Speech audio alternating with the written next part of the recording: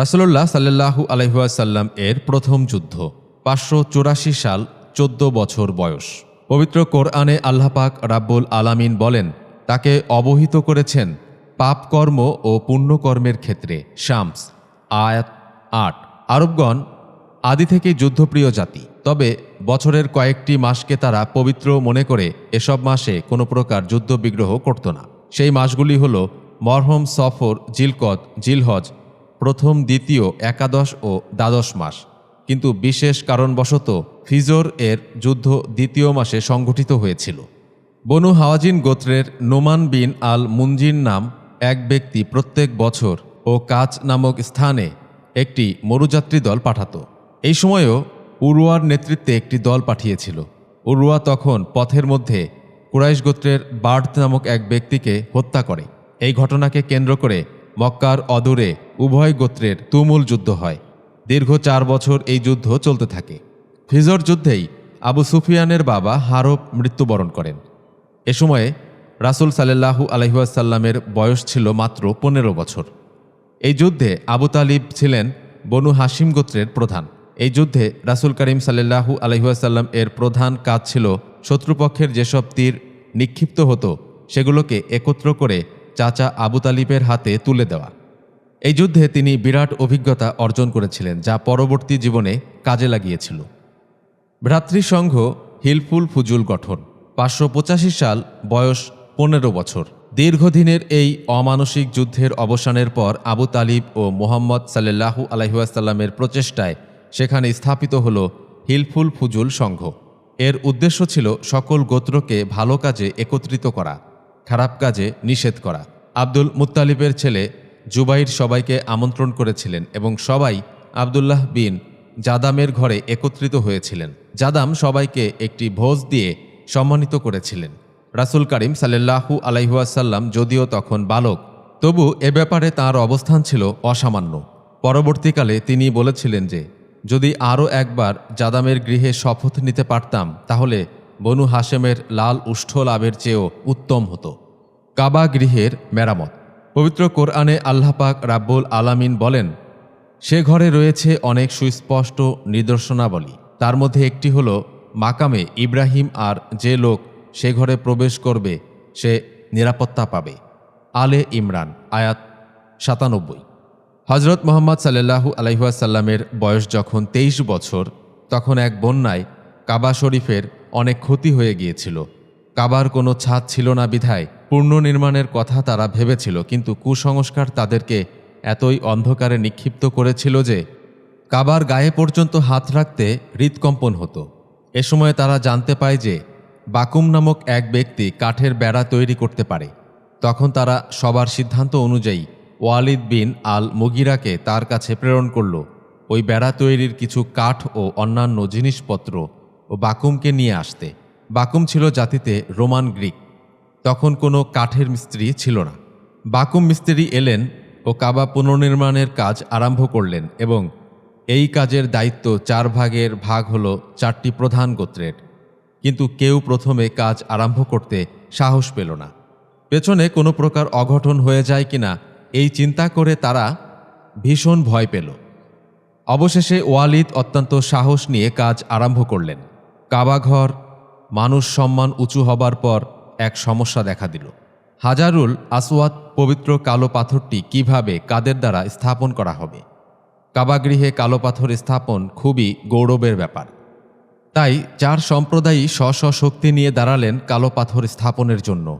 এমনকি প্রধান 2 সম্প্রদায় বনু আব্দুদ্দার ও বনু আদি সামনাসামনি যুদ্ধ করার জন্য দাঁড়িয়ে পড়ল। বনু আব্দুদ্দার সবার সম্মুখে রক্তাক্ত শনিতে শপথ করে বলল যে তারা এই পাথর কাবাগৃহে স্থাপন করবে, যা ইতিহাসে রক্ত শপথ নামে পরিচিত। এর মধ্যে অত্যন্ত বৃদ্ধ ও মহাজ্ঞানী আবু উমাইয়া বিন আল মুগিরা আল মাজুমি অবস্থা ভয়াবহ অনুধাবন করে সবাইকে ডেকে বললেন তারা সবাই যেন তাকে এই বিচারের দায়িত্ব অর্পণ করেন। সব গোত্রের সম্মতিক্রমে তিনি বিচারের দায়িত্ব গ্রহণ করে বললেন, আগামীকাল যিনি সর্বপ্রথম বাবু সাফাতে প্রবেশ করবেন তিনি রায় প্রদান করবেন। এই রায় সবাইকে মেনে নিতে হবে। বৃদ্ধের এই প্রস্তাবে সবাই সম্মত হলেন। পরদিন তারা দেখল ন্যায়ের মূর্ত প্রতীক, বিশ্ব মানবের কল্যাণ ও মুক্তিদাতা হজরত মুহাম্মদ সাল্লাল্লাহু আলাইহি ওয়াসাল্লাম সর্বপ্রথম প্রবেশ করলেন। তখন সবাই আনন্দ চিত্তে চিৎকার করে বলতে লাগলেন, আল আমিন, আল আমিন বলে। তারা সবাই তখন বলল যে আল আমিন যা বলবেন তারা তা মেনে নেবেন। তাঁরা তাঁকে সমস্ত ঘটনা খুলে বললেন। রাসূল করিম সাল্লাল্লাহু আলাইহি ওয়াসাল্লাম আর দেরি না করে তাদের বললেন, একখণ্ড কাপড় আনার জন্য। কাপড় আনা হলো। তিনি নিজ হাতে পবিত্র পাথরটি কাপড়ের মধ্যস্থলে রাখলেন এবং 4 গোত্রের 4 জন প্রধানকে কাপড়ের 4 কোণ ধরবার আদেশ করলেন। তার কথা মতো সবাই কাপড় উত্তোলন করে যথাস্থানে পাথরটি নিয়ে যাওয়া হলো। তখন তিনি নিজ হাতে পাথরটিকে সবার মনোনীত স্থানে স্থাপন করলেন। তার এই মধ্যস্থতায় এক রক্তক্ষয়ী যুদ্ধের হাত থেকে আরবগণকে রক্ষা করলেন। সবাই আনন্দিত হল। কুরাইশগণ কাবাগৃহের উচ্চতা তখন 36 ফুট পর্যন্ত নির্মাণ করলেন। কাবাগৃহের এই নির্মাণ কাজে কালো পাথর স্থাপনের ন্যায় বিচারের জন্য মুহাম্মদ সাল্লাল্লাহু আলাইহি ওয়াসাল্লাম সারা আরবে ভীষণ সম্মানিত হয়ে উঠলেন। তখনও তার নবুয়ত প্রাপ্তির 17 বছর বাকি ছিল। দ্বিতীয়বার সিরিয়ায় বাণিজ্য যাত্রা, 594 সাল, 24 বছর বয়স। রাসূলুল্লাহ সাল্লাল্লাহু আলাইহি ওয়াসাল্লাম এর সততা, সাধুতা, সদ্বিচার, দয়া ও ক্ষমাগুণ দেখে আরবের লোকেরা তাঁকে সাদেক ও আমিন বলে আখ্যায়িত করেছিলেন। আবু তালিব ব্যবসা বাণিজ্যকে বেশি পছন্দ করতেন আর রাসূল করিম সাল্লাল্লাহু আলাইহি ওয়াসাল্লাম চাচার পছন্দ করা ব্যবসাকে উন্নতির জন্য চেষ্টা করতে লাগলেন। আরবের চারদিকে ছড়িয়ে পড়ল রাসূল করিম সাল্লাল্লাহু আলাইহি ওয়াসাল্লাম এর ব্যবসার সুনাম। সেই সময় রাসূল করিম সাল্লাল্লাহু আলাইহি ওয়াসাল্লাম খাদিজার অধীনে চাকুরি গ্রহণ করলেন। বিবি খাদিজা একাধিকবার বৈধব্য যন্ত্রণা ভোগ করেছিলেন এবং সন্তান বিয়োগজনিত বেদনা উপলব্ধি করেছিলেন। সম্ভবত একদিন নবজাত ইসলামের ধাত্রীমাতা হবেন এবং বিশ্বনবীর আধ্যাত্মিক সাধনার সহায় হবেন বলেই মহাপ্রভু তাকে কঠোর বেদনার ঝালসায় ঝলসিত করেছিলেন। তার পবিত্র স্বভাবের জন্য তার উপাধি হয়েছিল তাহেরা। রাসূলুল্লাহ সাল্লাল্লাহু আলাইহি ওয়াসাল্লাম সেই তাহেরার সাহচর্য লাভ করেই ইসলামকে করেছিলেন বিকশিত আর ইসলামী সমাজনীতি করেছিলেন পূর্ণতা সাধন। নাব্বাস নামক এক আমিরের সাথে খাদিজার প্রথম বিবাহ হয়। নাব্বাস পৌত্তলিক ছিলেন। নাব্বাসের স্ত্রী হয়ে তিনি নানা দেবদেবীর পূজা করতেন। নাব্বাসের ঔরসে খাদিজার 2টি পুত্র হালা ও হেন্দা জন্মগ্রহণ করেন। হালা অল্প বয়সে মৃত্যুবরণ করেন। হেন্দা নবুয়তের যুগ পর্যন্ত জীবিত ছিলেন এবং রাসূল করিম সাল্লাল্লাহু আলাইহি ওয়াসাল্লাম একজন প্রিয় সাহাবী ছিলেন এবং অসাধারণ বীরত্ব প্রকাশ করার যুদ্ধে মাঠে শহীদ হন। বিবি খাদিজা বেশিদিন স্বামীর সুখ ভোগ করতে পারেননি। যৌবনের দ্বার অতিক্রম করতে না করতেই বৈধব্য তাঁর বেদনার ঘৃণীর মতো এসে সবকিছু ভেঙে চুরমার করেছিল। বেদনা বিষাদে স্তব্ধ হয়ে গেল তার আনন্দ কল্লোল। স্বামী শোকে হৃদয়ভেদী বেদনা মলিন করে দিল সুন্দর সুবাদ মাখা দেহ আর কেড়ে নিল সুখের হাসির মাধুরী। বৈধব্য দশায় কিছুদিন কেটে যাবার পর পানিপ্রার্থীদের উৎপীড়নে খাদিজার পুনরায় দ্বিতীয় স্বামী গ্রহণ করতে হল। আতিক বিন আবিদের সাথে খাদিজার দ্বিতীয়বার পরিণয় সম্পন্ন হল। কিছুদিন অতিক্রম করবার পর হেন্দা নাম্নী এক কন্যার জননী হলে আতিক খাদিজাকে শোকে নিক্ষেপ করে পরলোক গমন করেন। বৈধব্যের কারণে সংসারের প্রতি খাদিজা অনাসক্ত হয়ে পড়লেন। খাদিজার বয়স যখন 40-এর কোটায় পদার্পণ করল তখনও অসংখ্য বিবাহের পয়গাম খাদিজার দ্বার প্রান্তে এলো, কিন্তু তিনি এসব প্রত্যাখ্যান করলেন। পার্থিব সুখের প্রতি তাঁর কোনো আকাঙ্ক্ষা নেই। মহিয়সী নারী হিসাবে ধর্মীয় তত্ত্বকথায় মগ্ন থাকতেন। খাদিজার বাবা খুলাইদ তখন অত্যন্ত বৃদ্ধ। তার কোনো পুত্র সন্তান নেই। একমাত্র পুত্র আওয়াম অকালে মৃত্যুবরণ করেন। আওয়ামের পুত্র জুবায়ের একসময় রাসূলের সাহাবী হয়েছিলেন। খাদিজাই তাঁর পিতার একমাত্র সন্তান। খুলাইদ তার অক্ষমতার কারণে খাদিজার উপর সকল সম্পদ রক্ষার দায়িত্ব অর্পণ করেন। খাদিজা তার তীক্ষ্ণ বুদ্ধির ফলে বাণিজ্যের উন্নতি করতে লাগলেন। তাঁর আচরণ ও ন্যায়পরায়ণতায় সকল কর্মচারী প্রীতি রাসূল করিম সাল্লাল্লাহু আলাইহি ওয়াসাল্লাম খাদিজার অর্থাগমনে প্রাণপণ চেষ্টা করত। ইয়েমন ও সিরিয়া সে সময় আরবদের প্রধান বাণিজ্য কেন্দ্র ছিল। এই উভয় দেশেই খাদিজার ব্যবসা চলতে লাগল।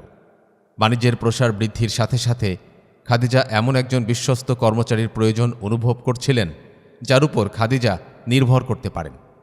সেজন্য খাদিজা একজন পরম বিশ্বাসী কর্মচারীর তালাশ করছিলেন, কিন্তু তিনি কখনোই ভাবেননি যে বিধাতা তার বাণিজ্যভার বহনের জন্য জগতের শ্রেষ্ঠ মানবকে ঠিক করে রেখেছেন। কি অপার সৌভাগ্য তাঁর! এমন একজন মানব তার কর্মচারী নির্দিষ্ট করেছিলেন যার তুলনায় ধরণীতে আর দ্বিতীয় কেউ জন্মগ্রহণ করেননি। এ সময় আরবে দুর্ভিক্ষ ছিল।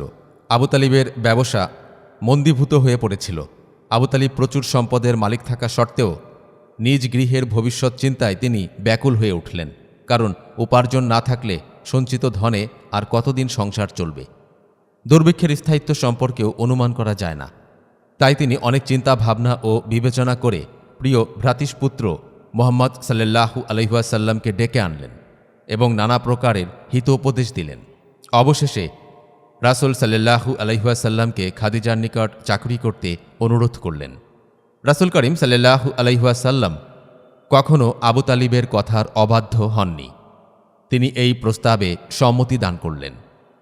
আবু তালেবকে রাসূল করিম সাল্লাল্লাহু আলাইহি ওয়াসাল্লাম বললেন, চাচা যান, আমি খাদিজার অধীনে কর্ম করতে সম্মত আছি, কিন্তু উপযাজক হয়ে কি করে তার দ্বারে গিয়ে কর্মপ্রার্থী হব?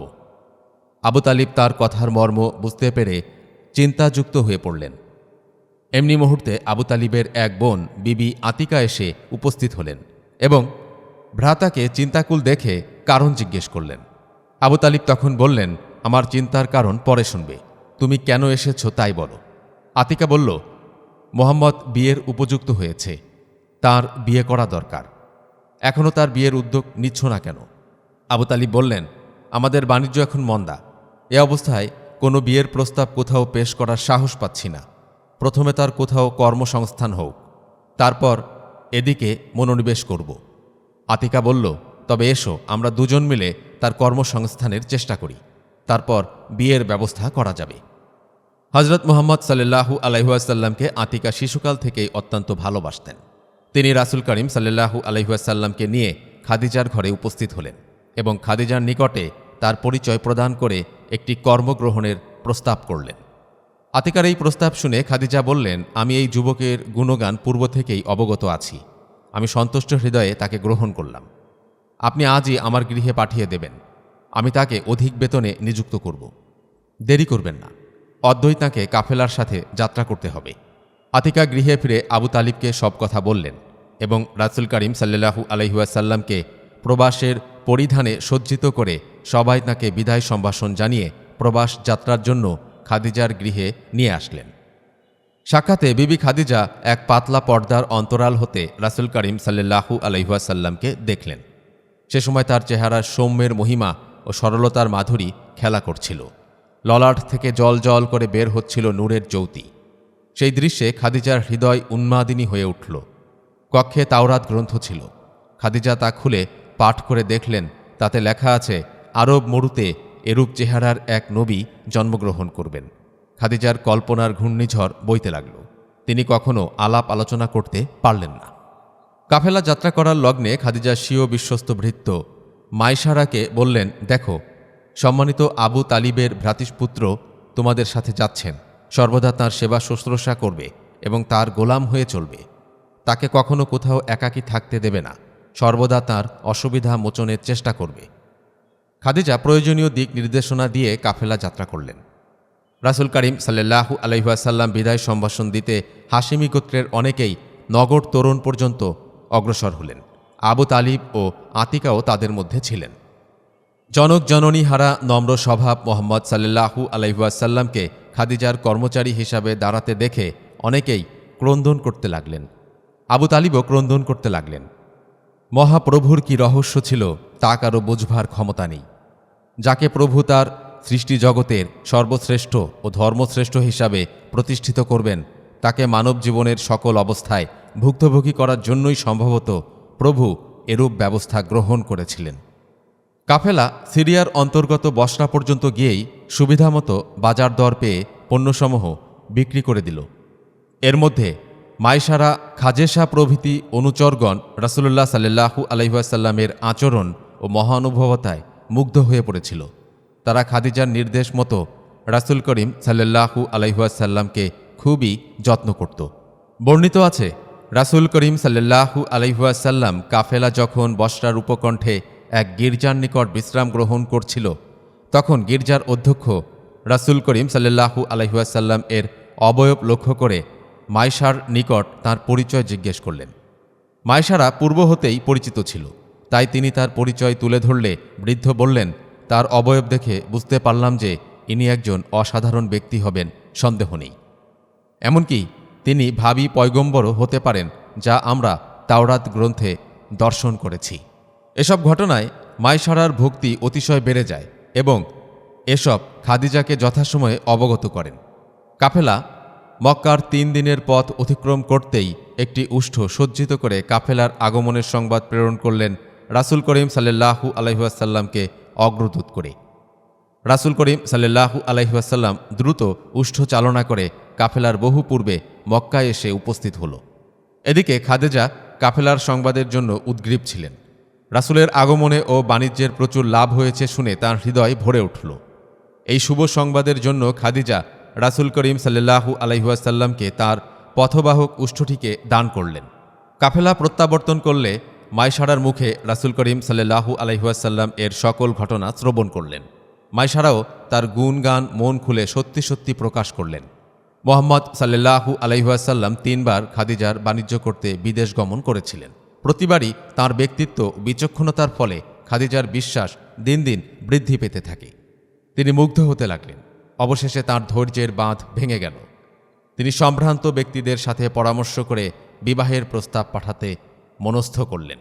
রাসূল করিম সাল্লাল্লাহু আলাইহি ওয়াসাল্লাম এর সাথে খাদিজার বিবাহ। 595 সাল, বয়স 25 বছর। সে এমনই নিজেকে আপনার জন্য দান করেছে, অন্য কোনো মুমিনের জন্য নয়। মুহাম্মদ সাল্লাল্লাহু আলাইহি ওয়াসাল্লাম খুব বিচক্ষণতার সাথে বাণিজ্য যাত্রা পরিচালনা করায় বিবি খাদিজার জীবনে আর কোনো বাণিজ্য যাত্রায় এত লাভ হয়নি। শুধু তাই নয়, মুহাম্মদ সাল্লাল্লাহু আলাইহি ওয়াসাল্লাম এর ব্যবহারে তিনি মুগ্ধ ও অভিভূত হয়ে পড়লেন। এছাড়াও সিরিয়ায় তার মুগ্ধকর আচরণে ভীষণ সন্তোষ প্রকাশ করেছিলেন। মুগ্ধ হয়েছিলেন খাদিজার দাস মাইশারা, খাজেসা ও কাফেলার অন্যান্য ব্যক্তিবর্গ। এই বাণিজ্যের পথ রাসূল করিম সাল্লাল্লাহু আলাইহি ওয়াসাল্লামের অপরিচিত ছিল না। 12 বছর বয়সে তিনি চাচা আবু তালিবের সাথে এখানে এসেছিলেন। মুহাম্মদ সাল্লাল্লাহু আলাইহি ওয়াসাল্লাম বাণিজ্য কাফেলা নিয়ে একদিন দুপুরে মক্কায় ফিরে এসে বিবি খাদিজার গৃহে আসলেন। খাদিজা তখন তার গৃহের ছাদ থেকে উষ্ঠের উপর আরোহিত মুহাম্মদ সাল্লাল্লাহু আলাইহি ওয়াসাল্লামকে দেখে সাথে সাথে নিচে নেমে এলেন তাকে সাদর অভ্যর্থনা জানাতে। বাণিজ্য ব্যাপারে যাবতীয় কথাবার্তা তিনি গভীর মনোযোগের সাথে শ্রবণ করলেন। তার হৃদয় আনন্দে ভরে গেল। মাইশারা মুহাম্মদ সাল্লাল্লাহু আলাইহি ওয়াসাল্লামের মহত্ব, সততা, ন্যায়পরায়ণতা সম্পর্কে বিবি খাদিজাকে জ্ঞাত করলেন। মাইশারার বর্ণনা অনুযায়ী তখনকার দিনে আরবে এমন একজন যুবকও ছিল না যাকে রাসূল করিম সাল্লাল্লাহু আলাইহি ওয়াসাল্লাম এর গুণের সাথে তুলনা করা যায়। মুহাম্মদ সাল্লাল্লাহু আলাইহি ওয়াসাল্লামের প্রতি খাদিজার প্রেম, ভালোবাসা ও শ্রদ্ধা নিমেষের মধ্যে 1000 গুণ বেড়ে গেল। তখন তার বয়স 40 আর রাসূল করিম সাল্লাল্লাহু আলাইহি ওয়াসাল্লাম এর বয়স 25। খাদিজার বয়স 40 হলেও তৎকালীন সময়ে বহু আরব ধনী সন্তান তাঁর পানি গ্রহণ করার জন্য আবেদন করেছিলেন, কিন্তু তিনি প্রত্যাখ্যান করেন। পরিশেষে অন্তরের অন্তরস্থলে বরণ করে নিলেন এমন এক এতিম ও সম্পদহীন যুবককে। এখানে খাদিজার দূরদর্শিতার যে মাপকাঠি তা অতি প্রশংসনীয়। তিনি তার জাগতিক সম্পদ লক্ষ্য করেননি, লক্ষ্য করেছিলেন চারিত্রিক গুণারাশি। তিনি তার এই ইচ্ছের কথা সহচারী বান্ধবী বিবি নাফিসাকে বললেন, কিন্তু বিবি খাদিজার মনে হল তিনি কি এই প্রস্তাব গ্রহণ করবেন। তিনি বিবি নাফিসার মাধ্যমে রাসূল করিম সাল্লাল্লাহু আলাইহি ওয়াসাল্লাম এর মনের খবর জানতে চাইলেন এবং নাফিসা সঠিকভাবেই যোগাযোগ করেন। রাসূলুল্লাহ সাল্লাল্লাহু আলাইহি ওয়াসাল্লাম এর বিবাহের পাদটিকা। ঘটক নাফিসা, বিয়ে শাদী করছেন না কেন? মুহাম্মদ সাল্লাল্লাহু আলাইহি ওয়াসাল্লাম, আমার কি আছে যে বিয়ে করব?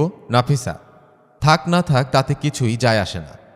আপনাকে যদি পরমা সুন্দরী মহিলা তার মহত্ব, ভালোবাসা ও ধন সম্পদ সহ আমন্ত্রণ করেন, তাতে আপনার বক্তব্য কি?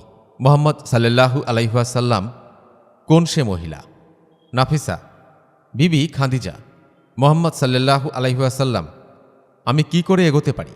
নাফিসা ওটা আমার কাজ। মুহাম্মদ সাল্লাল্লাহু আলাইহি ওয়াসাল্লাম তাহলে আমি চাচা আবু তালিবের সাথে আলোচনা করে সিদ্ধান্ত গ্রহণ করতে পারি। মুহাম্মদ সাল্লাল্লাহু আলাইহি ওয়াসাল্লাম বুঝতে পেরেছিলেন যে খাদিজা তাকে ভীষণ ভালোবাসেন। তিনি কখনো কোনো ইঙ্গিত দেননি। খাদিজা আরবের অনেক ধনাঢ্য পরিবারের দুলালদের প্রস্তাব প্রত্যাখ্যান করেছেন। নাফিসার মুখে রাসূল করিম সাল্লাল্লাহু আলাইহি ওয়াসাল্লাম এর মুখের বাক্য শ্রবণ করে বিবি খাদিজা কাল বিলম্ব না করে বিয়ের প্রস্তাব পাঠালেন। তার পিতা খালেদ বিগত ফিজর যুদ্ধে পরলোক গমন করেন, তাই তার চাচা বিয়ে দেন। এই বিয়ের পর মুহাম্মদ সাল্লাল্লাহু আলাইহি ওয়াসাল্লাম এর আর এক নতুন জীবনের অধ্যায় শুরু হল। হেরা গুহায় মোরাকাবারত রাসূলুল্লাহ সাল্লাল্লাহু আলাইহি ওয়াসাল্লাম। মক্কার 2 মাইল অদূরে হেরা নামে একটি পাহাড় দাঁড়িয়ে আছে। প্রতি বছর রমজান মাসে হযরত মুহাম্মদ সাল্লাল্লাহু আলাইহি ওয়াসাল্লাম এই গুহায় ধ্যানমগ্ন হয়ে কাটাতেন। এটাকে জাবালে নূর বলে অভিহিত করা হয়। আল্লাহ প্রেরিত রাসূল করিম সাল্লাল্লাহু আলাইহি ওয়াসাল্লাম সেখানে উপবাস করতেন। স্রষ্টার প্রার্থনায় মশগুল থেকে এতই উন্নীত হতেন যে কারণে সৃষ্টির সব কিছু অজ্ঞাত, অচেনা হয়ে যেত, এমনকি স্বয়ং নিজেকেও। মহাসত্যের উপলব্ধি, তত্ত্বজ্ঞান লাভ এবং কে এই ধরাধামের স্রষ্টা, কে সেই লীলাবম, কে সেই শিলা, নদনদী, শশী, রবি, নক্ষত্র সৃষ্টি করলেন এবং নির্ধারিত গতিপথে চলার আইন প্রণয়নের নির্দেশ করলেন, কে দিবারজনীর সৃষ্টিকর্তা, এসব জিজ্ঞাসা নিয়ে মন অস্থির রাখতেন। এসব প্রশ্নদয় রাসূল করিম সাল্লাল্লাহু আলাইহি ওয়াসাল্লামের পুণ্যাত্মায় উদ্ভাসিত হতে লাগল আর আপন প্রভুর মহিমা হতে। তিনি কল্পনার অর্ণবে ঝাঁপ দিয়ে বুঝতে চাইতেন কে এসবের জন্মদাতা আর কেই বা এদের প্রলয় ঘটায়। তিনি বারবার এসব প্রশ্নের উত্তরে নিরাশ হতেন, কিন্তু আবার কে যেন একই প্রদেশে নিয়ে যেতেন। তিনি তার প্রিয়তমা বিবি খাদিজার কাছে বিশদ বর্ণনা করতেন। বিবি খাদিজার বিশ্বাসও প্রগাঢ় হতে লাগল। তাই স্বামীকে উৎসাহ দিতেন। মহাসত্যের সন্ধানে নিবিড়ভাবে আত্মনিয়োগ করলেন হযরত মুহাম্মদ সাল্লাল্লাহু আলাইহি ওয়াসাল্লাম। যে সময় রাসূল রূপে নির্জন সাধনায় প্রবৃত্ত হলেন, তখন তার বয়স 40 বছর। হযরত মুহাম্মদ সাল্লাল্লাহু আলাইহি ওয়াসাল্লাম কোন কোন পদ্ধতি অনুসরণ করেছিলেন? কেউ বলেছেন তিনি বিধাতার প্রবর্তিত বিধি অনুসরণ করেছিলেন। অনেকে বলেন তিনি পুণ্যবান ঈশার প্রবর্তিত ধর্মের অনুসরণ করেছিলেন। কেউ কেউ বলেন তিনি মহাত্মা মুসার বিধির অনুগত ছিলেন। অন্য কেউ বলেন রাসূল করিম সাল্লাল্লাহু আলাইহি ওয়াসাল্লাম পুণ্যাত্মা নূহের অনুসারী ছিলেন বলে সিদ্ধান্ত করেছেন। অনেকের মতে তিনি নিজেই ধর্মপ্রবর্তক, কিন্তু অন্যান্য প্রেরিত পুরুষদের ধর্মমত মান্য করে চলেছেন। তবে এটা ধর্মমত মহাজনদের স্থির সিদ্ধান্ত। বস্তুত জগতের যাবতীয় নবী পয়গম্বরদের একই ধর্ম, সেই ধর্মের নামই ইসলাম। হযরত মুহাম্মদ সাল্লাল্লাহু আলাইহি ওয়াসাল্লাম ইসলামেরই অনুগামী ছিলেন। ইসলাম ধর্মই আল্লাহর একমাত্র মনোনীত ধর্ম। তিনি অনেক সময়ে এরূপ লোক সংসর্গ পরিত্যাগ করে নিভৃত হেরা গহ্বরে গভীর চিন্তায় মগ্ন থাকতেন। ক্রমে সেই নির্জন প্রদেশে আল্লাহর জ্যোতি ও একত্ববাদের গূঢ় তত্ত্ব তার অন্তরে প্রকাশিত ও প্রতিফলিত হতে লাগল। মোহ কালিমা তদীয় হৃদয় অর্পণ হতে নিষ্কাশিত হল। স্বর্গীয় আলোকের বিকাশে মনের অন্ধকার পলায়ন করল। তিনি সংসার বন্ধন ছিন্ন করে জনসংসর্গ থেকে দূরে অবস্থান করলেন।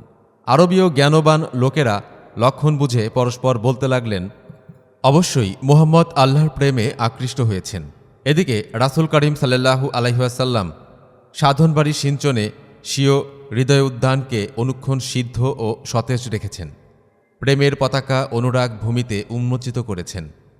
ক্রমে তার প্রশান্ত চিত্তে অনুপ্রেরণার লক্ষণ স্পষ্ট প্রকাশ পেতে লাগল।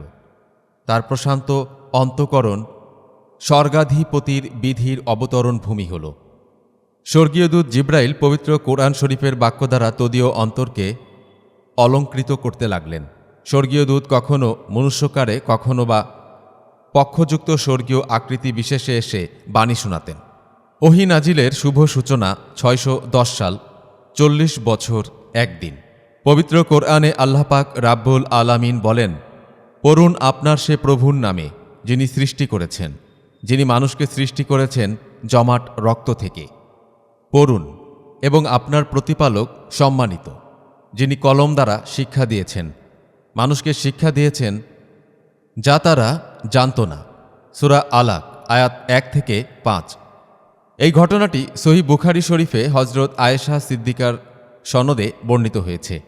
আর তা হলো এই যে, হজরত আয়েশা রাদিয়াল্লাহু তাআলা আনহা বর্ণনা করেছেন, নবী করিম সাল্লাল্লাহু আলাইহি ওয়াসাল্লাম এর উপর প্রথমে সত্য স্বপ্নসমূহের দ্বারা চলত।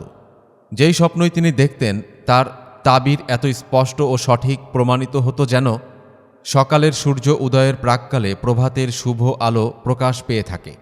অতঃপর নির্জনবাস তার নিকট প্রিয় হয়ে পড়ল এবং হেরা পর্বতের গুহায় ইবাদতে মশগুল থাকতে লাগলেন। কখনো কখনো তিনি পরিবারের নিকটে আসতেন।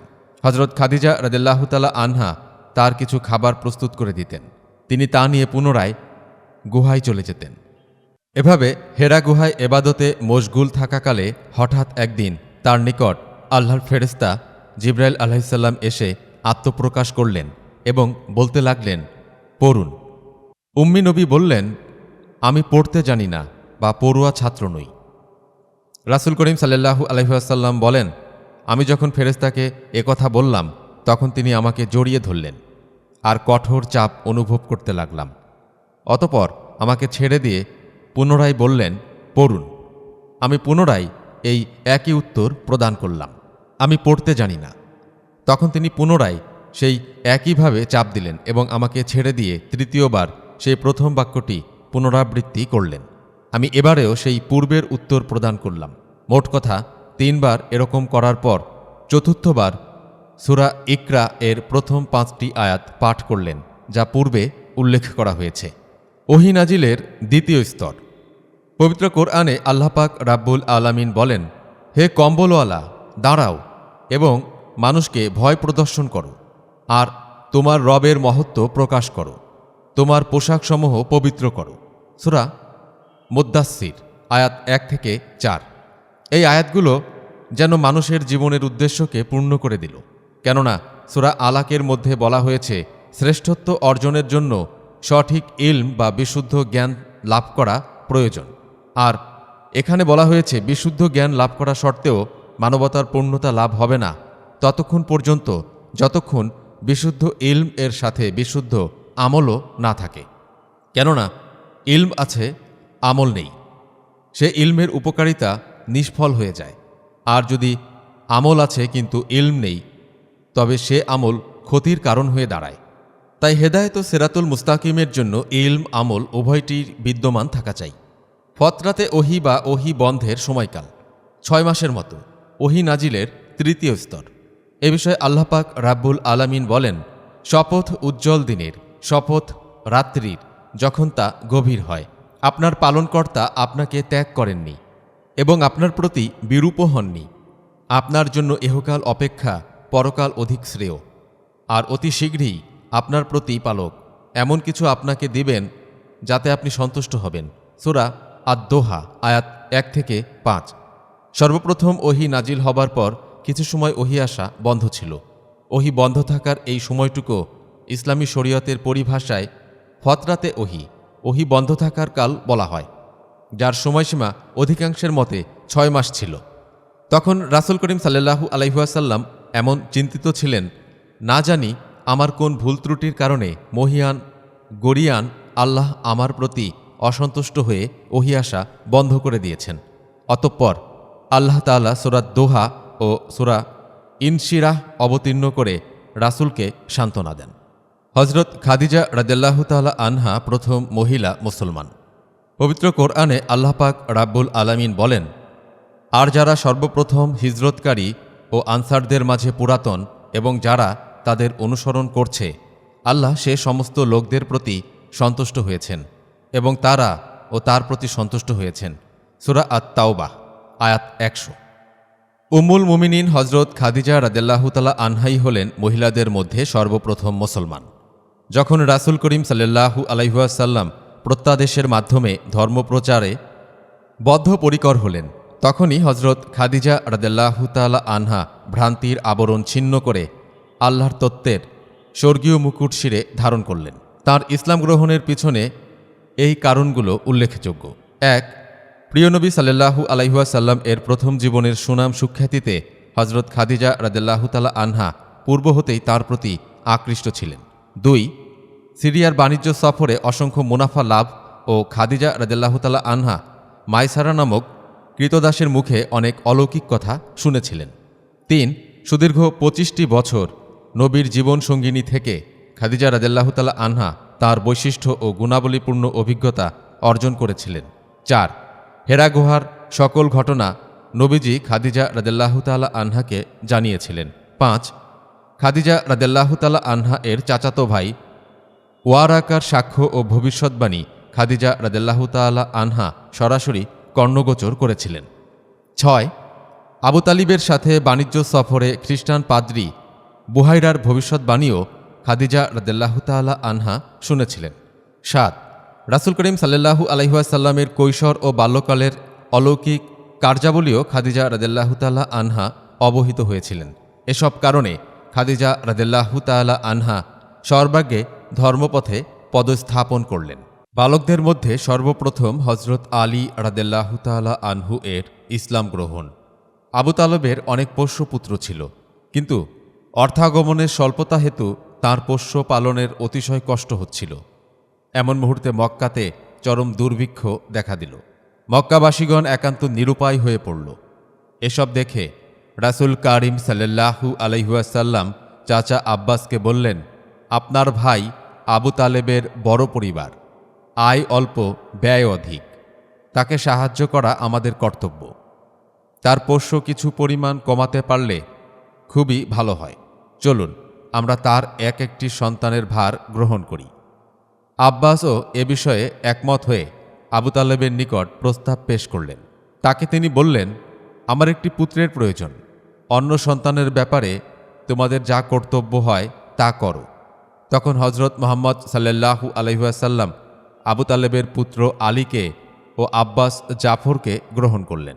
ক্রমে আলীর বয়স 10 বছর হল। একদিন আলী সহসা প্রেরিত পুরুষের আলোয়ে উপস্থিত। তখন বিবি খাদিজা রাদিয়াল্লাহু তাআলা আনহা মুহাম্মদ সাল্লাল্লাহু আলাইহি ওয়াসাল্লামের সাথে নামাজে প্রবৃত্ত ছিলেন।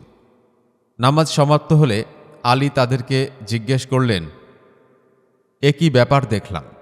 রাসূল করিম সাল্লাল্লাহু আলাইহি ওয়াসাল্লাম বললেন, ইহা আল্লাহর উপাসনা, আমি নিজের কল্যাণের জন্য অবলম্বন করছি।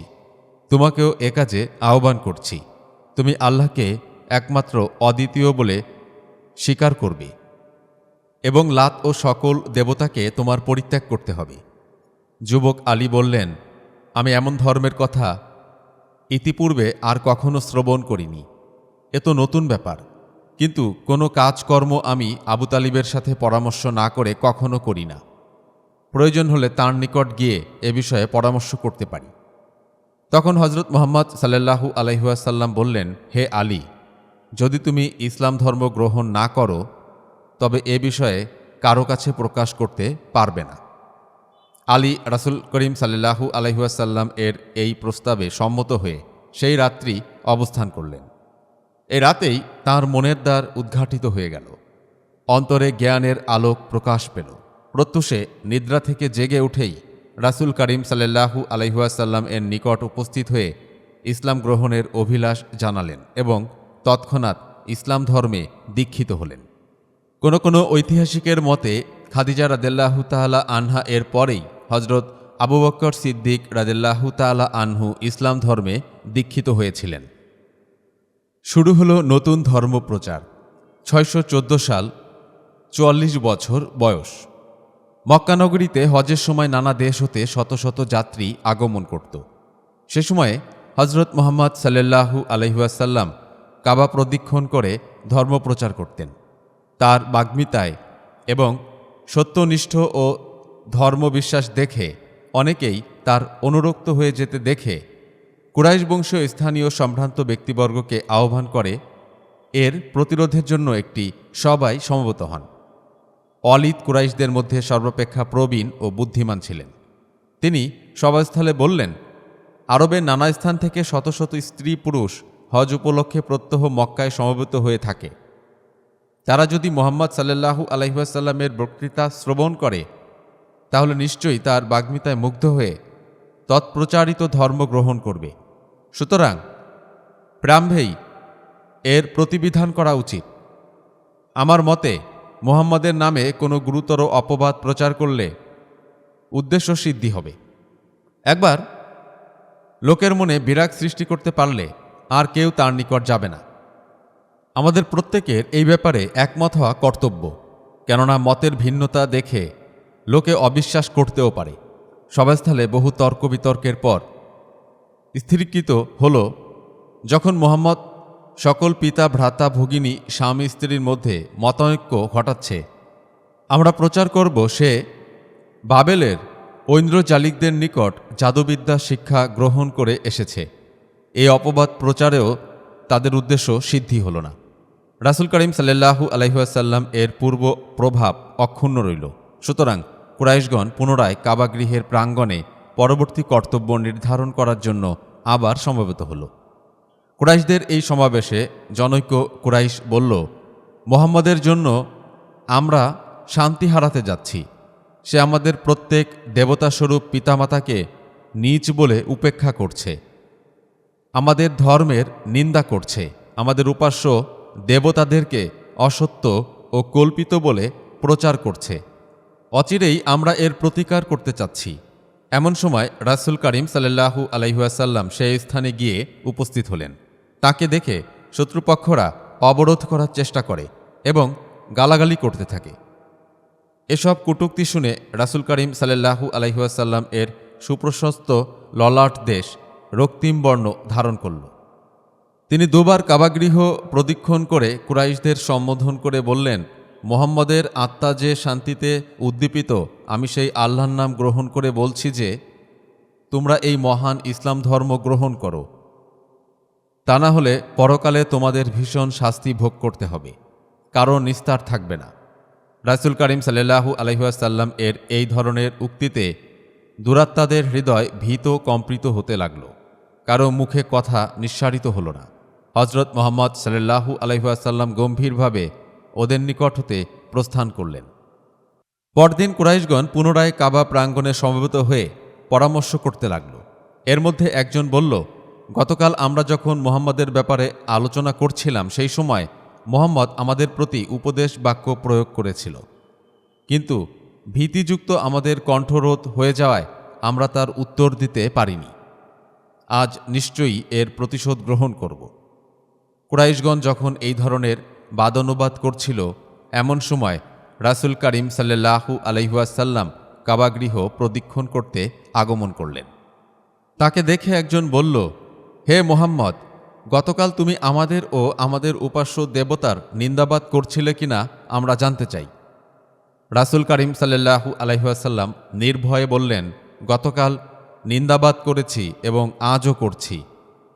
এই কথায় উতবা মহাক্রুদ্ধ হয়ে একখণ্ড চাদর দ্বারা রাসূল করিম সাল্লাল্লাহু আলাইহি ওয়াসাল্লামের গলদেশ বেষ্টন করে টানতে লাগল। ফলে নিঃশ্বাস রুদ্ধ হয়ে তার প্রাণবায়ু বহির্গত হবার উপক্রম। এই ভীষণ দৃশ্য দেখে হযরত আবু বকর রাদিয়াল্লাহু তাআলা আনহু কাতর হয়ে অশ্রুসিক্ত নয়নে বললেন, যে ব্যক্তি একমাত্র আল্লাহকে প্রভু বলে স্বীকার করেন এবং যিনি অমরধামের শত নিদর্শন মর্তে আনায়ন করেছেন, এমন মহাপুরুষকে তোমরা হত্যা করো না। এই সারগর্ভ উক্তি শুনে উকবা অতিমাত্র ক্রুদ্ধ হয়ে রাসূল করিম সাল্লাল্লাহু আলাইহি ওয়াসাল্লামকে পরিত্যাগ করে আবু বকরকে আক্রমণ করল। প্রহারের ফলে হযরত আবু বকর রাদিয়াল্লাহু তাআলা আনহু মূর্ছিত হয়ে পড়লেন। তার আত্মীয় স্বজনেরা দুরাত্মাদের হাত হতে তাকে উদ্ধার করল। আরেকদিন রাসূল করিম সাল্লাল্লাহু আলাইহি ওয়াসাল্লাম নামাজ পড়ছিলেন। এমন সময় মহাপাপী আবু জেহেল, উকবা ও অপর কয়েকজন কুরাইশসহ একটি সদ্য নিহিত উষ্ঠের শোণিতময় অস্ত্রসহ তথায় উপস্থিত হয়ে বলল, আমাদের দলের এমন কে সাহসী আছে যে এই অস্ত্র নাড়িভুড়ি মুহাম্মদের গলদেশে পরিয়ে দিতে পারে। নরাধম উকবা এই নিষ্ঠুর কার্যে রাজি হয়ে রাসূল করিম সাল্লাল্লাহু আলাইহি ওয়াসাল্লামকে যখন সিজদায় গেলেন, সেই সময় তার গলদেশে উক্ত অস্ত্র পরিয়ে দিল। তদ্দর্শনে কুরাইশগণ মনের আনন্দে অট্টহাস্যে ধরাতল বিদীর্ণ করার উপক্রম করল। এ ব্যাপারে কিন্তু তিনি প্রতিবাদ করতে সাহস পাননি। এই মুহূর্তে রাসূল করিম সাল্লাল্লাহু আলাইহি ওয়াসাল্লাম এর কন্যা খাতুনে জান্নাত হজরত ফাতেমা রাদিয়াল্লাহু তাআলা আনহা অশ্রুনয়নে দৌড়ে এসে অতি কষ্টে তাকে রক্ষা করলেন। নবদীক্ষিত মুসলমানরা তাদের সপ্রাণের বিনিময়ে মুহাম্মদ সাল্লাল্লাহু আলাইহি ওয়াসাল্লামকে রক্ষা করতে বদ্ধপরিকর। তারা তাদের তাজা রক্ত অকাতরে দান করতে প্রস্তুত, কিন্তু রাসূল করিম সাল্লাল্লাহু আলাইহি ওয়াসাল্লাম এর প্রতি বিন্দু কাঁটার আঁচার লাগতে দিতে নারাজ তারা। একদিন কাবাগৃহের সম্মুখে রাসূল করিম সাল্লাল্লাহু আলাইহি ওয়াসাল্লামকে হত্যা করতে চাইলে সাথীরা তাকে ঘিরে দাঁড়ালেন। মহানবী সাল্লাল্লাহু আলাইহি ওয়াসাল্লামকে রক্ষা করতে গিয়ে হজরত খাদিজা রাদিয়াল্লাহু তাআলা আনহা এর পূর্বস্বামীর ঔরসজাত সন্তান আবু হারেস বিন আবু হালা প্রাণ বিসর্জন দিলেন। ইসলামের ইতিহাসে প্রথম শহীদ হিসাবে অবিস্মরণীয় হলেন হারেস বিন আবু হালা।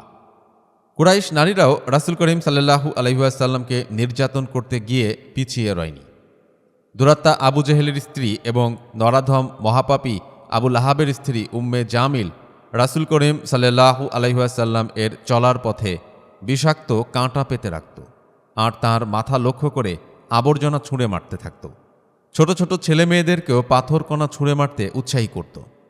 এভাবে কিছুকাল অতিবাহিত হলে একদা কুরাইশগণ অতি গোপনে প্রতিজ্ঞা করল, যদি মুহাম্মদ তোমাদের পরামর্শ গ্রহণ না করে তাহলে আমরা তাকে হত্যা করব।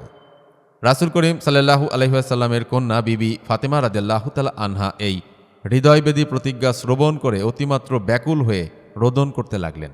পিতার অমঙ্গল আশঙ্কায় স্নেহময়ী কন্যার প্রাণ ঘন ঘন কম্পিত হতে লাগল।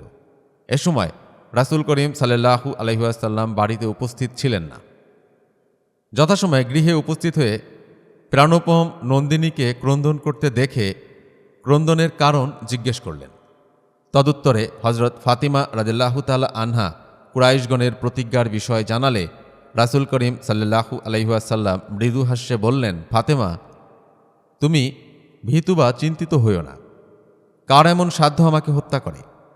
আমি ধর্ম বলে বলিয়ান, বিশ্বাসী আমার অস্ত্র, আল্লাহ আমার চিররক্ষক। তুমি অজু করার জন্য পানি নিয়ে এসো, আমি নামাজ পড়ব। অজু শেষে তিনি নামাজ পড়তে লাগলেন। নামাজ আনতে যেন প্রেরিত রাসূল অনেক বলিয়ান হয়ে উঠলেন। স্বর্গীয় প্রভায় তাঁর বদনমণ্ডল জ্যোতির্ময় হয়ে উঠল। তিনি কুরাইশগণের নিকট গমন করলে তারা এই বিরাট মূর্তি দর্শনে স্তম্ভিত হয়ে পড়ল। কিছুক্ষণ পর রাসূল করিম সাল্লাল্লাহু আলাইহি ওয়াসাল্লাম তথা হতে প্রস্থান করলেন, কিন্তু এতেও তাদের দুরভিসন্ধি পূর্ণ হল না।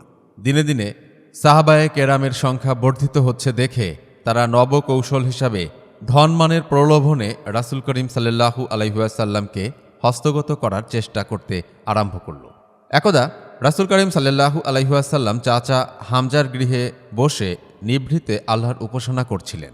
এমন সময়ে উতবা নামক বিপক্ষ দলের একজন দলপতি উপস্থিত হয়ে বলল, হে মুহাম্মদ, আপনি বংশমর্যাদায় এবং রূপে গুণে শ্রেষ্ঠ হয়েও কেন পূর্বপুরুষদের ধর্মে আস্থাহীন? কেন আপনি মক্কানগরীর প্রত্যেক পরিবারে অশান্তির বীজ বপন করছেন?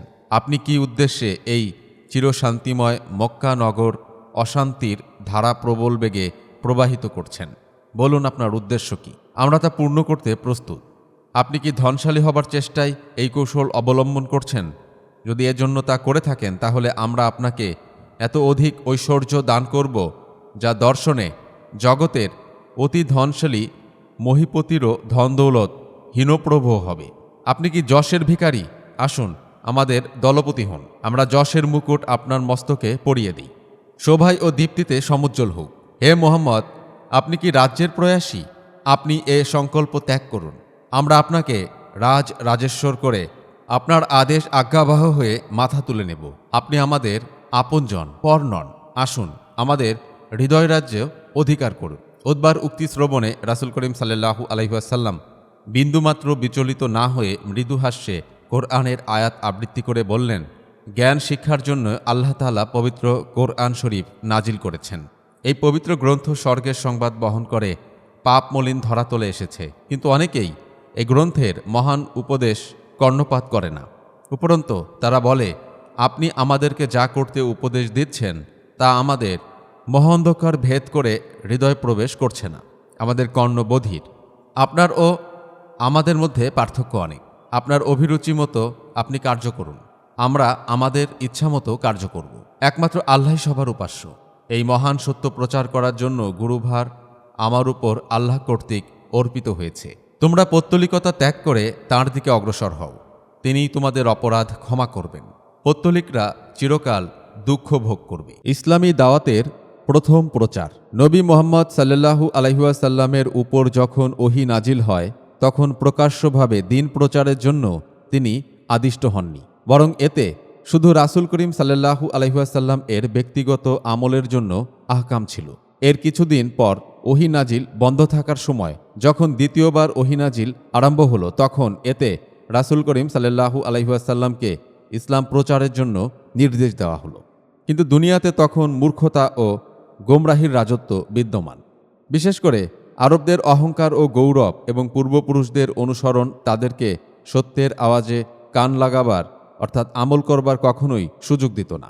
হিকমতে ইলাহির উদ্দেশ্য এই যে রাসূল করিম সাল্লাল্লাহু আলাইহি ওয়াসাল্লামকে ইসলাম প্রচারের জন্য প্রথমেই নির্দেশ না দেওয়ার কারণ যেন প্রথম হতেই এর প্রতি মানুষের বিদ্বেষ না জন্মে। সুতরাং রাসূল করিম সাল্লাল্লাহু আলাইহি ওয়াসাল্লাম প্রথমত ইসলামের দাওয়াত পরিচিত এবং সে সমস্ত লোকদের মাঝে শুরু করেন যাদের উপর তিনি বিশ্বাস স্থাপন করতেন, অথবা তিনি দূরদর্শিতার মাধ্যমে তাদের মাঝে কল্যাণ ও মঙ্গলের চিহ্ন দেখতেন। পবিত্র কোরআনে আল্লাহ পাক রাব্বুল আলামিন বলেন, হে আল্লাহর রাসূল, আপনি নিকটতম আত্মীয় স্বজনদের সতর্ক করে দিন এবং অনুসারী মুমিনদের প্রতি সদয় হন। যদি আপনার অবাধ্যতা পোষণ করে তবে বলে দিন, তোমরা যা করো তা থেকে আমি মুক্ত। সূরা শুআরা আয়াত 214 থেকে 216।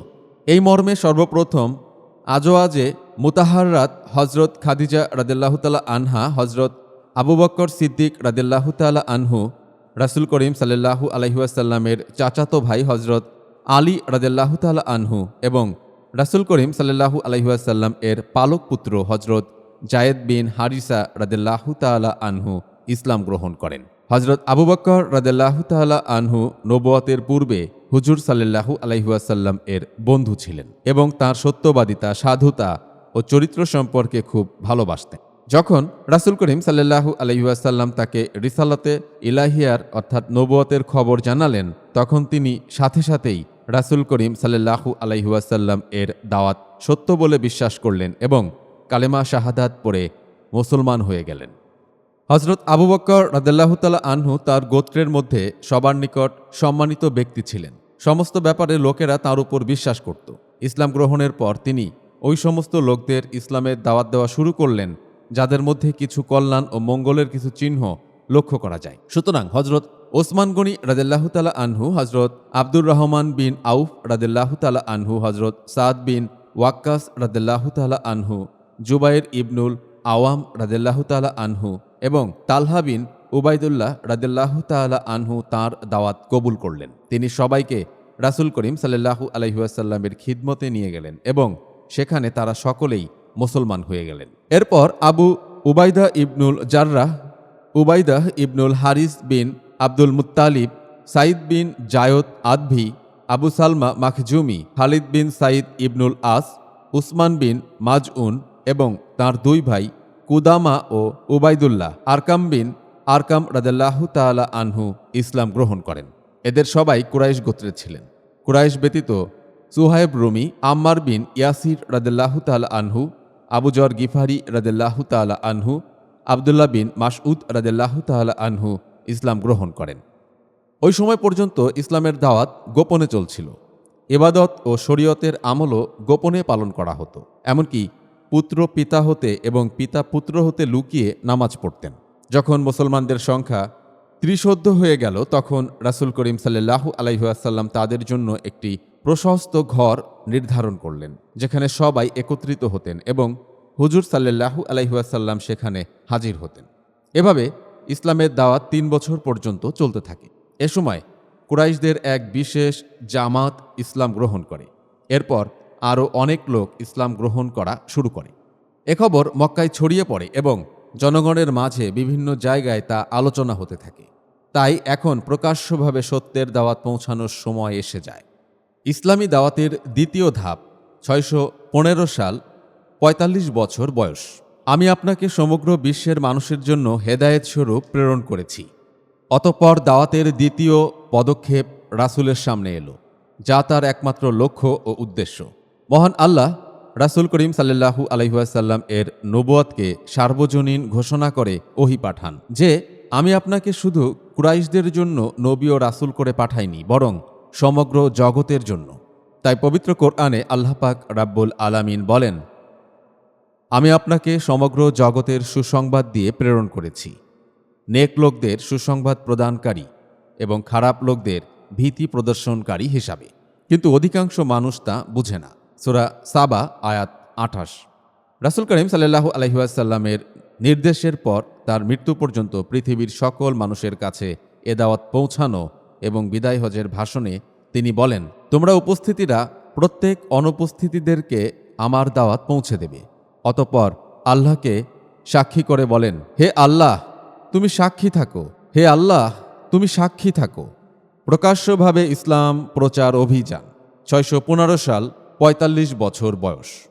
পবিত্র কোরআনে আল্লাহ পাক রাব্বুল আলামিন বলেন, এমনিভাবে আমি আপনার প্রতি আরবি ভাষায় কোরআন নাজিল করেছি, যাতে আপনি ও আশপাশের লোকদের সতর্ক করেন এবং সতর্ক করেন সমাবেশের দিন সম্পর্কে। সূরা আশ-শুরা আয়াত ৭।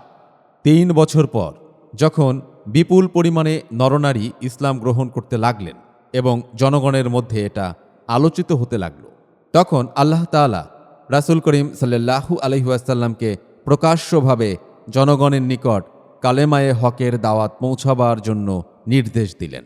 রাসূল করিম সাল্লাল্লাহু আলাইহি ওয়াসাল্লাম সাথে সাথে তা পালন করলেন এবং মক্কার সাফা নামক পাহাড়ে চড়ে কুরাইশ গোত্রের নাম ধরে আহ্বান জানালেন। যখন সমস্ত গোত্রের লোক একত্র হল, তখন তিনি সর্বপ্রথম জিজ্ঞেস করলেন, যদি আমি তোমাদেরকে এই সংবাদ দেই যে শত্রুসৈন্য তোমাদের উপর আক্রমণের জন্য আসছে এবং অল্প কিছুক্ষণের মধ্যে তোমাদের উপর লুটতরাজ শুরু করবে, তাহলে তোমরা কি আমার কথা বিশ্বাস করবে? এটা শুনে সবাই এক বাক্যে বলে উঠল, নিশ্চয়ই আমরা আপনার খবর সম্পূর্ণ সত্য বলে বিশ্বাস করব, কেননা আমরা আজ পর্যন্ত আপনাকে কখনো মিথ্যা কথা বলতে শুনিনি। এরপর রাসূল করিম সাল্লাল্লাহু আলাইহি ওয়াসাল্লাম বললেন, আমি তোমাদেরকে সংবাদ দিচ্ছি যে যদি তোমরা তোমাদের বাতিল বিশ্বাস না ছাড়ো, তাহলে আল্লাহ তাআলা কঠিন শাস্তি তোমাদের উপর নেমে আসবে। তিনি আরও বলেন, আমার যতটুকু জানা আছে তাতে দুনিয়াতে কোনো মানুষ স্বীয় গোত্রের জন্য এই উপহারের চেয়ে উত্তম কোনো উপহার নিয়ে আসেনি, যা আমি তোমাদের জন্য নিয়ে এসেছি। আমি তোমাদের জন্য ইহকাল এবং পরকালের মঙ্গল নিয়ে এসেছি। আল্লাহ তাআলা আমাকে নির্দেশ দিয়েছেন যে আমি তোমাদেরকে এর দিকে আহ্বান করি। আল্লাহর শপথ, যদি আমি সমস্ত দুনিয়ার মানুষের নিকট মিথ্যা বলতাম, তবুও তোমাদের সামনে মিথ্যা বলতাম না। যদি সমস্ত দুনিয়াকে ধোঁকা দিতাম, তবুও তোমাদেরকে ধোঁকা দিতাম না। ওই পবিত্র সত্তার শপথ, যিনি এক এবং যার কোনো সমকক্ষ ও অংশীদার নেই। আমি তোমাদের নিকট বিশেষ করে সমস্ত দুনিয়াবাসীদের জন্য আল্লাহ তাআলার পয়গম্বর ও রাসূল। আরববাসীর প্রতিবন্ধকতা ও রাসূলুল্লাহ সাল্লাল্লাহু আলাইহি ওয়াসাল্লাম এর দৃঢ়তা। পবিত্র কোরআনে আল্লাহ পাক রাব্বুল আলামিন বলেন, তারা বলে, এ কোরআন কেন অবতীর্ণ হয় না মক্কা ও তায়েফের এ দুজন পদের একজন প্রভাবশালী ব্যক্তির উপর। সূরা যুকরুফ আয়াত ৩১। এমনিভাবে চলতে থাকে এ দাওয়াতের ক্রমধারা। আরবরা যখন এটা বুঝতে পারল যে রাসূল করিম সাল্লাল্লাহু আলাইহি ওয়াসাল্লাম এর ওহীর মাধ্যমে প্রতিমার রহস্য প্রকাশ হয়ে পড়েছে এবং এদের পূজাদানকারীদেরও মূর্খতা প্রকাশ হয়ে পড়েছে, তখন তারা রাসূল করিম সাল্লাল্লাহু আলাইহি ওয়াসাল্লামের শত্রুতার জন্য দাঁড়িয়ে গেল। তাদের একদল হুজুর সাল্লাল্লাহু আলাইহি ওয়াসাল্লাম এর চাচা আবু তালিবের নিকট এসে বলল, তিনি যেন তাকে এ ধরনের কথাবার্তা বলা থেকে বিরত রাখেন এবং তিনি যেন তার সহযোগিতা ছেড়ে দেন, নইলে কিন্তু অবস্থা ভালো হবে না। আবু তালিব একটি সুন্দর কৌশলে তাদের উত্তর দিলেন। রাসূল করিম সাল্লাল্লাহু আলাইহি ওয়াসাল্লাম এভাবে কালেমায়ে হকের প্রসার ও প্রচারের কাজে উৎসাহ ও প্রতিমার উপাসনা হতে জনগণকে বাধা দিতে থাকেন। যখন আরবরা ধৈর্য ধারণ করতে পারল না, তখন পুনরায় আবু তালিবের নিকট এলো এবং কঠোরভাবে এ কাজ বন্ধের দাবি করল যে হয় আপনার ভাতিজাকে ফিরিয়ে রাখবেন, নতুবা আমরা আপনার বিরুদ্ধে যুদ্ধ ঘোষণা করব। ফলে উভয় দলের মধ্যে কোনো এক দল ধ্বংস হয়ে যাবে। আবু তালিবও চিন্তিত হলেন এবং রাসূল করিম সাল্লাল্লাহু আলাইহি ওয়াসাল্লাম এর সাথে এ ব্যাপারে আলোচনা করলেন। রাসূল করিম সাল্লাল্লাহু আলাইহি ওয়াসাল্লাম বললেন, হে শ্রদ্ধেয় চাচা যান, আল্লাহর শপথ, তারা যদি আমার ডান হাতে সূর্য এবং বাম হাতে চন্দ্র এনে দেয় এবং এর পরিবর্তে যদি তারা এটা কামনা করে যে আমি আল্লাহর কালেমা মানুষের কাছে পৌঁছানো হতে বিরত থাকি, তাহলেও আমি তা করব না। আল্লাহর সত্য ধর্ম মানুষের মাঝে ছড়িয়ে দেওয়ার উদ্দিষ্ট সংগ্রামে অন্ততপক্ষে আমি আমার এ জীবন বিলিয়ে দেব। আবু তালিব যখন নবীরে দৃঢ় প্রতিজ্ঞা দেখলেন তখন বললেন, ঠিক আছে, তুমি তোমার আপন কাজ করতে থাকো, আমি তোমার সাহায্য সহযোগিতা থেকে কখনো হাত ফিরিয়ে নেব না। আবিসিনিয়ায় হিজরতের নির্দেশ। 615 সাল, বয়স 45 বছর। পবিত্র কোরআনে আল্লাহ পাক রাব্বুল আলামিন বলেন, আমার পৃথিবী তো প্রশস্ত, সুতরাং তোমরা আমারই ইবাদত করো। সূরা আল আনকাবুত আয়াত 56। রাসূল করিম সাল্লাল্লাহু আলাইহি ওয়াসাল্লাম নিজে সব ধরনের জুলুম, অত্যাচার ও কষ্ট সহ্য করছিলেন, কিন্তু সাহাবায়ে কিরাম ও তাঁদের অন্যান্য আত্মীয় স্বজনের উপর যখন এই নির্যাতনের ধারা সম্প্রসারিত হল এবং রাসূল করিম সাল্লাল্লাহু আলাইহি ওয়াসাল্লাম যখন দেখলেন যে তারা অত্যন্ত মনোবলের সাথে সমগ্র জুলুম অত্যাচার সহ্য করার জন্য তৈরি আছেন, কিন্তু এ সত্য বাণী এবং আল্লাহর নূর হতে মুখ ফেরাতে কখনো রাজি নন, যা হুজুর সাল্লাল্লাহু আলাইহি ওয়াসাল্লামের বদৌলতে তাদের লাভ হয়েছে, তখন রাসূলুল্লাহ সাল্লাল্লাহু আলাইহি ওয়াসাল্লাম তাদেরকে আবিসিনিয়ার দিকে হিজরত করার অনুমতি দিয়ে এরশাদ করলেন, তোমরা যদি হাবশায় হিজরত করে চলে যাও তাহলে খুব ভালো, কেননা সেখানে নাজ্জাশী নামীয় এমন একজন বাদশাহ আছেন যার রাজত্বে কারো প্রতি অবিচার করা হয় না, তা কল্যাণের দেশ।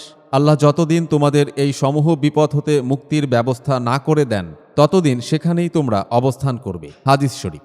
নবুয়তের ৫ম বছর রজব মাসে ১২ জন পুরুষ এবং ৪ জন মহিলা হাবশার দিকে হিজরতের উদ্দেশ্যে বের হলেন, যাদের মধ্যে হজরত ওসমান রাদিয়াল্লাহু তাআলা আনহু, তাঁর স্ত্রী হজরত রুকাইয়া রাদিয়াল্লাহু তাআলা আনহাও ছিলেন। হাবশার বাদশাহ নাজ্জাশী ও মুহাজিরদের প্রতি খুব সম্মান দেখালেন, এদের সবাইকে নিরাপত্তার সাথে সেখানে বসবাস করতে দিলেন।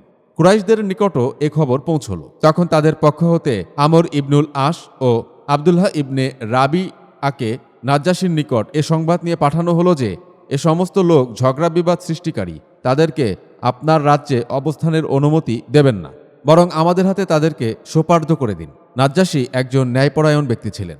তিনি তাদের উত্তরে বললেন, আমি তাদের ধর্ম ও তাদের চিন্তাধারা সম্পর্কে না জেনে এ কাজ করতে পারব না। অতঃপর যখন নাজ্জাশী মুসলমানদেরকে বললেন যে তোমাদের ধর্ম ও এর ব্যাখ্যাবলী সঠিক বর্ণনা করো, তখন জাফর বিন আবু তালিব রাদিয়াল্লাহু তাআলা আনহু সামনে এগিয়ে আসেন এবং বলেন, বাদশাহ নামদার, আমরা প্রথমে অন্ধকারে ছিলাম, প্রতিমা পূজা করতাম, মৃত্যুজন্তু ভক্ষণ, অবৈধ কাজ, আত্মীয়তা বন্ধন ছিন্ন, নৈতিক চরিত্রের অধপতন ইত্যাদিতে মগ্ন ছিলাম। আমাদের মধ্যে শক্তিশালীরা দুর্বলদের উপর অত্যাচার করত।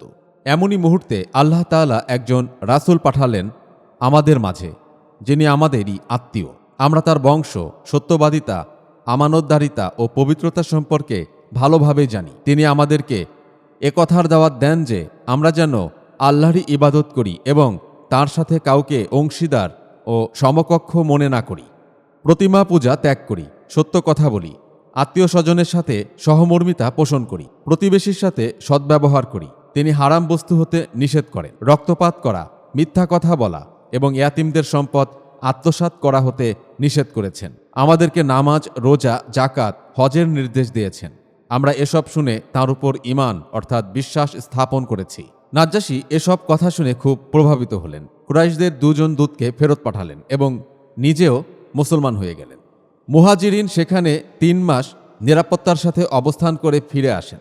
এ সময় পর্যন্ত মুসলমান পুরুষদের সংখ্যা 40 এবং মহিলাদের সংখ্যা 11 জনের বেশি ছিল। কুরাইশরা যখন দেখল যে রাসূল করিম সাল্লাল্লাহু আলাইহি ওয়াসাল্লাম এবং তার সাহাবীদের সম্মান ও মর্যাদা দিন দিন বেড়ে চলেছে এবং হাবশার বাদশাহ তাদের খুব সম্মান দেখাচ্ছেন, তখন তারা তাদের পরিণতি সম্বন্ধে চিন্তিত হয়ে পড়লেন। কুরাইশরা এই সিদ্ধান্ত গ্রহণ করল যে বনি আব্দুল মুত্তালিব ও বনি হাশিমের নিকট দাবি উত্থাপন করা হবে, তারা যেন তাদের ভাতিজাকে মুহাম্মদ সাল্লাল্লাহু আলাইহি ওয়াসাল্লামকে তাদের নিকট সোপার্দ করে দেয়। নতুবা তারা তাদের সাথে সম্পর্ক ছিন্ন করে ফেলবে। কিন্তু বনি আব্দুল মুত্তালিব এটা গ্রহণ করল না। তাই সর্বসম্মতিক্রমে এই অঙ্গীকারপত্র লেখা হলো যে বনি হাশিম ও বনি আব্দুল মুত্তালিবের সাথে পূর্ণাঙ্গভাবে সম্পর্ক ছিন্ন করা হবে। আত্মীয়তা, বিবাহ শাদী, ক্রয় বিক্রয় সব বন্ধ করা হবে। এই অঙ্গীকারপত্র বাইতুল্লাহর ভেতর টাঙিয়ে দেওয়া হলো। তোফায়েল বিন আমর দুশির ইসলাম গ্রহণ। পবিত্র কুরআনে আল্লাহ পাক রাব্বুল আলামিন বলেন, আর তারা রাসূল করিম সাল্লাল্লাহু আলাইহি ওয়াসাল্লাম এর প্রতি যা অবতীর্ণ হয়েছে তা যখন শুনে তখন আপনি তাদের অশ্রু সজল দেখতে পাবেন। এ কারণে যে তারা সত্যকে চিনে নিয়েছে। তারা বলে, হে আমাদের প্রতিপালক, আমরা মুসলমান হয়ে গেলাম, অতএব আমাদেরকেও মান্যকারীদের অন্তর্ভুক্ত করে নিন। সূরা মায়েদা আয়াত ৮৩। এ সময় হযরত তুফাইল বিন আমর দুশি রাদিয়াল্লাহু তাআলা আনহু তিনি অত্যন্ত সজ্জন এবং স্বীয় গোত্রের সর্দার ছিলেন। তিনি রাসূল করিম সাল্লাল্লাহু আলাইহি ওয়াসাল্লামের খিদমতে হাজির হয়ে ইসলামের সত্যতা ও তাঁর চরিত্রের মাধুর্যে অনুপ্রাণিত হয়ে ইসলাম গ্রহণ করেন। তিনি হুজুর সাল্লাল্লাহু আলাইহি ওয়াসাল্লামের নিকট আরজ করলেন, হে আল্লাহর রসুল, আমার গোত্রের মাঝে আমার কথা মান্য করা হয়, আমি তাদেরকে ইসলামের দাওয়াত দেব। কিন্তু আপনি আল্লাহর নিকট দোয়া করুন যেন আমার মধ্যে এমন কোনো নিদর্শন প্রকাশ করা হয় আমি তাদেরকে যার দ্বারা নিজের দাবির এই আহ্বানের সপক্ষে বিশ্বাস স্থাপন করতে পারি। রাসূল করিম সাল্লাল্লাহু আলাইহি ওয়াসাল্লাম তাঁর জন্য দোয়া করলেন। আল্লাহ তাআলা তাঁর কপালে এক নূর চমকিয়ে দিলেন যে তা অন্ধকারে একটি অতুজ্জ্বল প্রদীপের ন্যায় জ্বলত।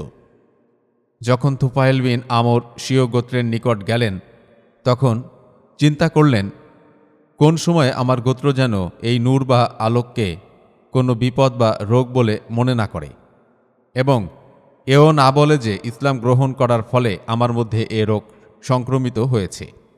এজন্য তিনি দোয়া করলেন যে এটা যেন করায়ত্ত করে দেওয়া হয়।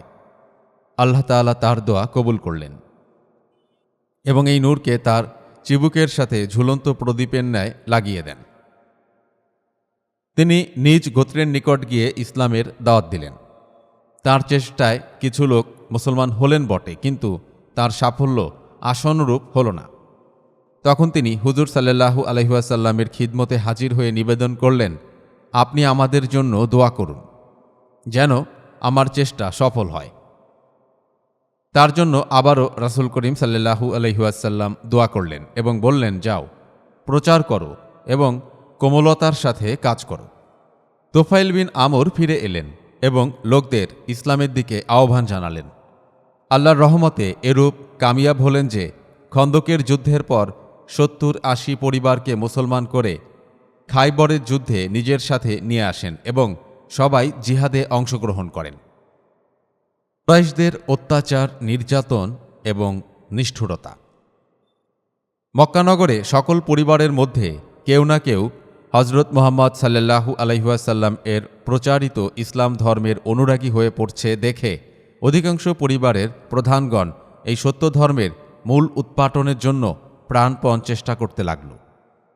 মুহাম্মদ সাল্লাল্লাহু আলাইহি ওয়াসাল্লাম এর বংশের মধ্যে যারা প্রভাবসম্পন্ন ও সম্পদশালী ছিলেন, বিপক্ষেরা তাদের প্রাণনাশের হুমকি প্রদান করে তা পারল না বটে, কিন্তু নানা প্রকার অত্যাচার উৎপীড়ন করে বিপর্যস্ত করে তুলছিল। আর যারা নিরাশ্রয় তাদের তো কথাই ছিল না। এ সকল ধর্মপ্রাণ মুসলমানদের উপর যে সকল অকথ্য অমানসিক অত্যাচার করেছিল তা স্মরণকালে আজও হৃদকম্পন হয়। আজও সেই অত্যাচার স্মরণে চোখের জল বুক ভেসে যায়। দুরাত্মারা মুহাম্মদ সাল্লাল্লাহু আলাইহি ওয়াসাল্লাম এর নিরাশ্রয় সাহাবীগণকে বলপূর্বক মরুভূমিতে নিয়ে গিয়ে উত্তপ্ত বালুকার মধ্যে প্রাণ বিনাশ করত, কোথাও অনাহারে আবদ্ধ করে দারুণ যন্ত্রণাদানে হত্যা করত। দুগ্ধপোষ্য শিশুদেরকে মাতৃকোড় হতে অপহরণ করে অতি নিষ্ঠুরভাবে হত্যা করত। তার উত্তপ্ত নির্দোষ রক্তধারা তার পিতামাতার মুখের মধ্যে নিক্ষেপ করে উক্ত সত্য ধর্ম ত্যাগে বাধ্য করার চেষ্টা করত। কখনো বা হাত পা বেঁধে প্রখর রোদে ঊর্ধ্বমুখে দণ্ডায়মান রেখে বেত্রাঘাত করত।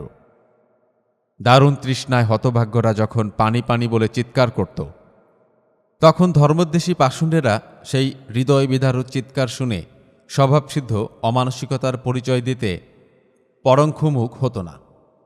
কিন্তু আশ্চর্যের বিষয়, এই ভীষণ অত্যাচার সত্ত্বেও একজনও সত্যধর্ম ইসলাম ত্যাগ করেননি। অনেকেই ধর্মত্যাগ অপেক্ষা প্রাণদান উত্তম বিবেচনা করে সহাস্যে মৃত্যুকে আলিঙ্গন করেছিল। যাদের হৃদয় ধর্মের আলোকে উজ্জ্বল, শারীরিক অত্যাচার তাদের নিকট অতি তুচ্ছ। আল্লাহর শক্তি বলে বলিয়ান না হলে কেউ এত অত্যাচার সহ্য করত না। সুমাইয়া নাম্নী এক ধর্মপরায়ণা পুণ্যবর্তী কৃতদাস প্রাণদান করে মহত্বের পরিচয় দিয়েছিলেন। নির্মম হৃদয় আবু জেহেল সুমাইয়াকে ইসলাম ত্যাগ করার অভিপ্রায় ভীষণ যন্ত্রণা দিয়েছিল। কিন্তু যখন রমণী কিছুতেই ধর্মত্যাগ করল না, তখন দুরাত্মা আবু জেহেল তার স্বহস্তে সুমাইয়ার গুপ্তাঙ্গ আঘাত করে শহীদ করেছিল। দেখতে দেখতে সুমাইয়ার পরম করুণাময়ের পবিত্র স্বর্গে, যেখানে হিংসা বিদ্বেষ নেই, যেখানে পাপ পুণ্য নেই, যেখানে নিত্য শান্তি বিরাজিত, সেখানে সেই পুণ্যধামে আশ্রয় গ্রহণ করল। ধর্মের নামে ইহাই নারীকুলের প্রথম শহীদ। এ ঘটনার পর মক্কাস্থ কুরাইশগণ মুহাম্মদ সাল্লাল্লাহু আলাইহি ওয়াসাল্লাম এর সকল সাহাবীর উপরই অল্প বিস্তর অত্যাচার করেছিল সত্য, কিন্তু বেলাল নামক একজন কৃতদাসের উপর অত্যাচারই ছিল সর্বাপেক্ষা ভয়াবহ ও নিষ্ঠুর। বেলালের মাতার নাম হামামা, পিতার নাম বেয়াহা। বাল্যকাল হতেই বেলাল কৃতদাস রূপে উবাই ইবনে খলফের পুত্র উম্মিয়ার গৃহে দাসত্ব করছিল। বেলাল কৃতদাস হলেও উম্মিয়া তাকে অত্যন্ত ভালোবাসত এবং ধর্মমন্দিরের রক্ষণাবেক্ষণের ভার তার উপর দিয়েছিল। কিন্তু আল্লাহ পাকের কৃপায় বেলাল পৌত্তলিকতা ত্যাগ করে একশ্বরবাদী হয়ে পড়েছিলেন। তিনি নীরবে নিভৃতে বসে একমাত্র আল্লাহর নামে জিকির করতেন। ঘটনাচক্রে উম্মিয়া এ ব্যাপারটি অবগত হয়ে একদিন বেলালকে জিজ্ঞেস করল, হে বেলাল, তুমি কি মুহাম্মাদের ধর্মে বিশ্বাসী হয়েছ? বেলাল বলেন, একমাত্র আল্লাহ আমার উপাস্য। এ ধরনের উত্তর শুনে উম্মিয়া ভয়ানক ক্রুদ্ধ হয়ে তাকে নানা প্রকারে নিপীড়ন করতে লাগল।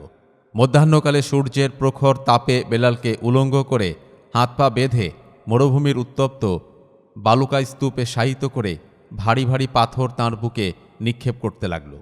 এরূপ যন্ত্রণা দিয়ে বেলালের মন ফেরাতে পারল না। কিছুতেই তিনি ইসলাম ধর্ম পরিত্যাগ করে লাত ও মানাতের উপাসনা করলেন না। সেই ভয়ানক যন্ত্রণার মধ্যে বেলাল বললেন, আল্লাহ এক, আমি তাঁর উপাসনা করি।